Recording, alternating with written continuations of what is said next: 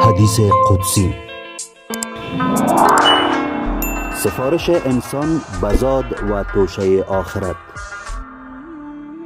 خداوند عزوجل فرمود: ای فرزند آدم، برای راه طولانی توشه بسیار برگیر و بار خود را سبک کن، چرا که راه باریک است، و کار و عمل را خالص ساز، چرا که ارزیاب بیناست، و خواب خود را برای قبر نگه دار، و افتخار خویش را برای میزان، و لذتهای خود را برای بهشت و برای من باش تا برای تو باشم.